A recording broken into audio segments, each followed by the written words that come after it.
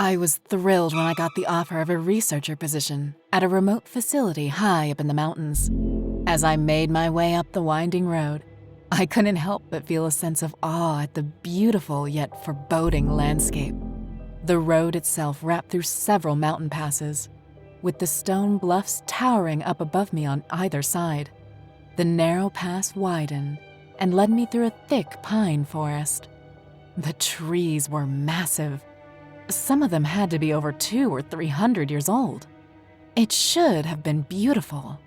But as I arrived at the facility, nestled deep in the mountain, a feeling of unease washed over me. The building that I would be working at rose up in the distance. It was a modern building with white walls and no windows. A tall chain-link fence wrapped around the property. There was a guardhouse stationed at the front.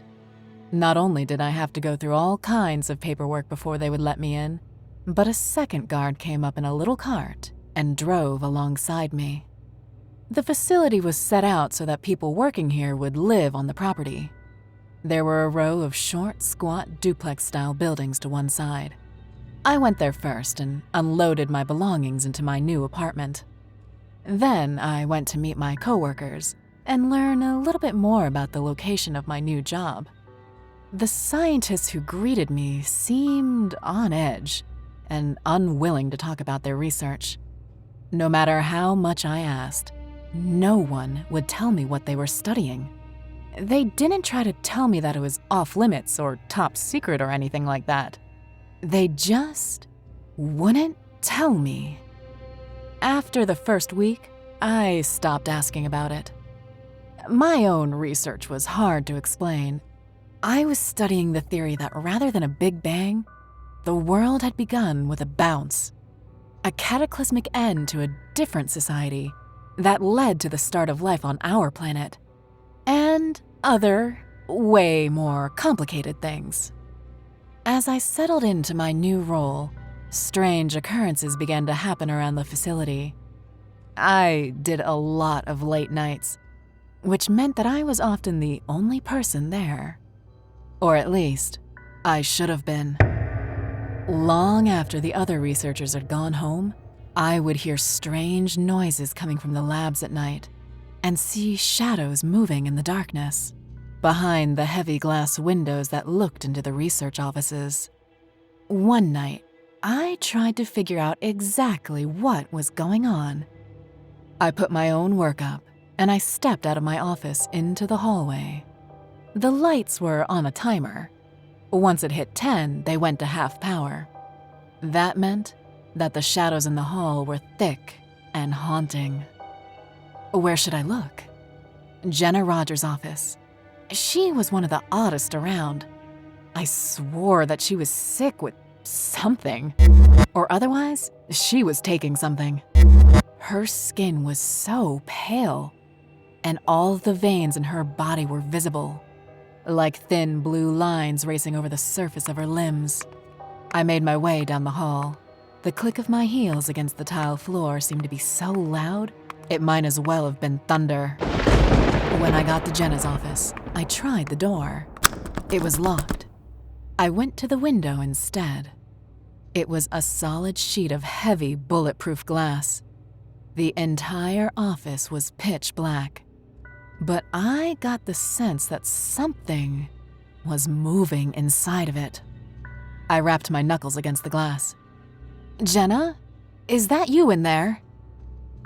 Whatever was moving around went still. I rapped my knuckles against the glass again and leaned closer. "Jenna?" Slam! Something slammed into the glass from the other side. I screamed and threw myself backwards. I hadn't seen anything, but it had hit the wall so hard that the glass itself was vibrating. I plastered myself against the wall on the opposite side of the hallway, staring straight ahead. My heart was racing in my chest. Nothing. Silence descended on the hallway again. Whatever was in the room had retreated. At the far end of the hallway, the light went out. My head snapped towards the darkness. Something was moving inside of it. I was certain it was a shape, not human and not animal, but somewhere in between. Another light went out. The shape jerked to the edge of the darkness. It seemed to be moving like the joints in its limbs were broken. I stepped backwards, just as another light went out. It was halfway down the hallway and moving towards me, fast. There was nothing moving inside of the research office. That darkness had gone still. Was this the same thing? Was this the same creature that had just slammed against the glass? I wasn't certain, but I knew that I couldn't stick around and find out.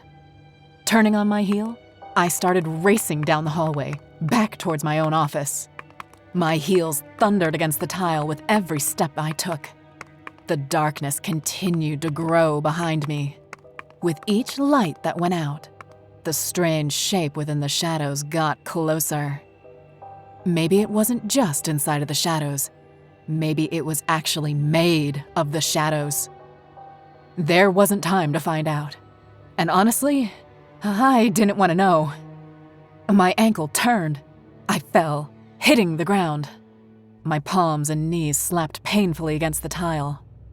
Another light went out. The darkness had almost caught me. I kicked off one heel and then the other. I threw them into the darkness, expecting to hear as they crashed into the tiles on the other side. But there was nothing. It was like the shadows had swallowed them whole. Like there was nothing on the other side. Fear swelled inside of me. Scrambling back to my feet, I started running again. The tile was cold against my bare feet. I could see the door. Another light went out. Click. The shadows were heavy and nearing me.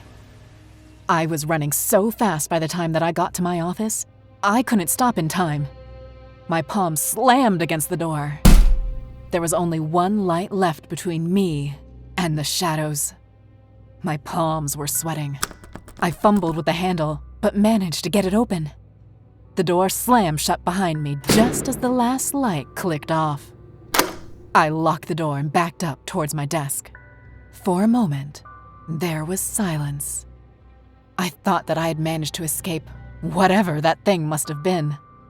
But before the relief could fully wash over me, something tried to open the door. The lock held. The handle rattled even more insistently. When it stopped, I swore that I could see something in the darkness moving in front of the window to my office, pacing backwards and forwards, watching me. I didn't want it to see me. I didn't want to see it. I crawled underneath of my desk, into the little hollow where my feet normally rested while I was working, and pulled my legs up against my chest. My arms wrapped around them, and I leaned forward, closing my eyes. Throughout the night, I would hear the door handle rattle, as though whatever was trying to get into my office thought that I might have unlocked it. Rattle, rattle, and then silence. 10 minutes later, it would rattle again. The sound was grating. I couldn't sleep. I couldn't get myself to crawl out from under the desk, even when my back started to ache from the position. It wasn't until the lights hit their bright cycle at 7 in the morning that I was brave enough to crawl out from beneath the desk. The shadows were gone. In the hallway, all of the lights had come back on at full power. Black handprints were all over the door to my office. It wasn't soot. It was a stain.